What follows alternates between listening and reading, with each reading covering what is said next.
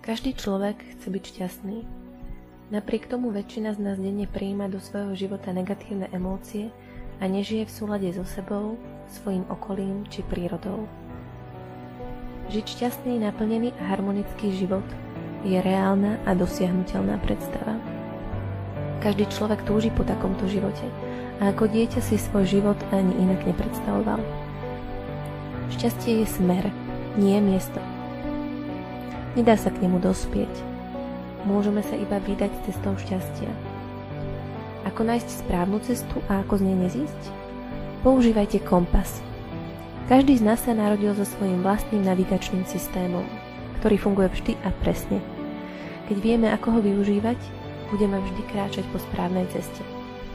Vaším kompasom sú vaše emócie. Podľa toho, či sú pozitívne alebo negatívne, či ste šťastní alebo smutní, viete, čo je pre vás správne a čo nie. Pocit súladu so sebou samým, so svojou hlbšou podstatou určite spoznáte. A keď ho pocítite, budete sa snažiť cítiť ho prevažnú väčšinu svojich dní a celého svojho života, pretože tento pocit vás bude vnútorne naplňať a prinášať vám hlboké uspokojenie. Všetky kľúče k šťastnému, naplnenému a harmonickému životu máte v sebe. Keď pochopíte, že iba vy sami ste tvorcami svojho vlastného života a že ste vybavení presným a inteligentným vnútorným navigačným systémom, ktorý vám v každej chvíli vášho života ukazuje, či kráčate správnou cestou, dostanete sa do súladu so sebou, svojím telom, svojím najhlbším vnútrom i svojim okolím.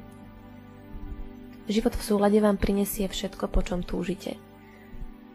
Nemôžete predísť vašim pádom, ani si pritiahnuť život bez náročných situácií.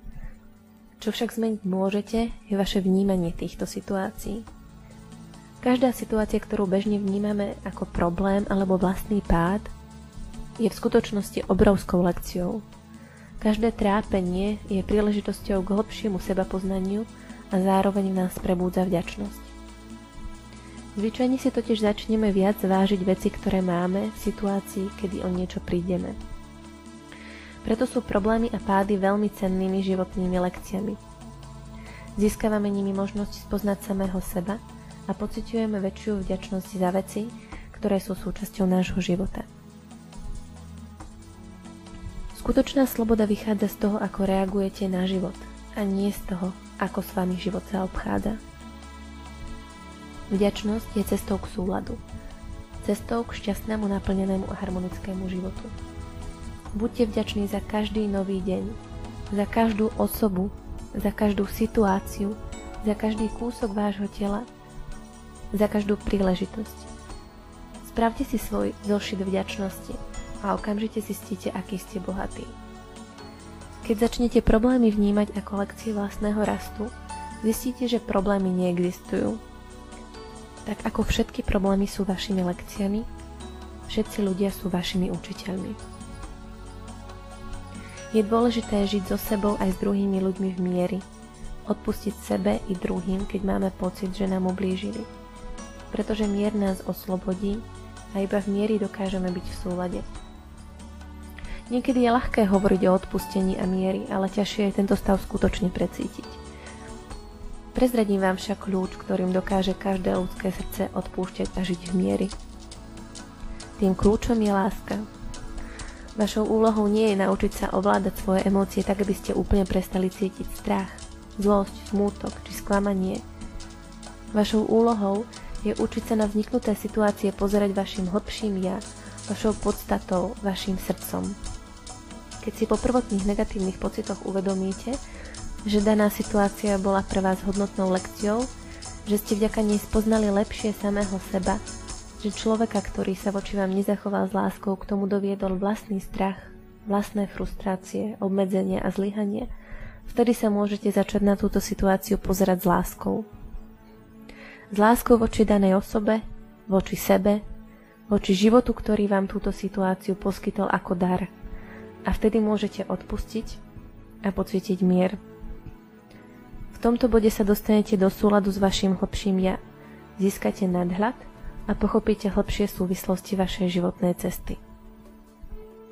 Tvorte si vlastnú realitu. Počúvajte svoje emócie.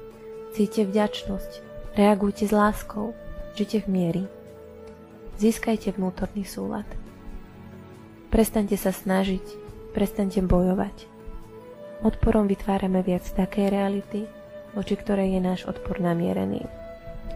Vec, po ktorej túžime, si nepritiahneme bojom. Žite vecami, ktoré chcete, aby tvorili váš život. Ak nechcete, aby bol váš život plný obáv a strachu, nesledujte správy. Ak nechcete, aby bol váš život plný chudoby, správajte sa ako bohatí. Popuste úzdu svojim emóciám. Nechajte pozitívne emócie prúdiť vašim telom a dušou. Spievajte, tancujte, robte čokoľvek, po čom túžite. Bláznite sa so svojimi deťmi, bláznite sa s partnerom, smejte sa, srandujte. Zdieľajte svoju radosť s deťmi, partnerom, rodinou, priateľmi, cudzími ľuďmi, ktorých stretnete. Usmejte sa na nich, poďakujte, pochválte. Ukážte im pozitívny uhol pohľadu, keď vidíte, že o niečom zmýšľajú negatívne. Verte, že je vždy možné nájsť ho. Aby sme však uvideli pozitívny uhol pohľadu, musíme vstať z miesta, z ktorého sa pozeráme, a prejsť niekedy aj celý kruh, aby sme našli miesto, na ktorom pochopíme, že iné vnímanie existuje a je len na nás, ktoré si zvolíme vidieť, ktorý pohľad príjmeme za svoj, ktorému dovolíme, aby bol súčasťou našej mysle. Keď cítite vzrušenie a ste nadšení, viete, že ste v dokonalom súlade a že to, prečo ste nadchnutí, je tým, prečo ste prišli do tohto života. Je to tým, do čoho ste povolaní dávať svoju energiu a čas. Takáto akcia, vytváraná z vášho najhlbšieho vnútra, vytvára požadovanú reakciu. Uveriť v zákon príťažlivosti znamená prijať i zodpovednosť za dôsledky svojho myslenia, konania a slov. Všetko, čo sa nám deje, tu už raz bolo. Všetko, čo sa vám deje, sa v minulosti objavilo ako obraz vo vašej mysli. Či ste ten obraz vzhliadli len na jedinú sekundu a potom ste naň zabudli, alebo ste ho v sebe živili dlhé dni či roky, vytvorili ste si ním napokon svoju budúcnosť. V istom momente vášho života sa zhmotnil a začal sa hýbať. Žijete život, aký ste si vytvorili. Vaša súčasná realita je výsledkom vášho predošlého myslenia a konania. Vaša budúcnosť bude výsledkom vášho dnešného myslenia a konania. Vesmír je plný nekonečného množstva realít a záleží len na nás, do ktorej reality vstúpime my.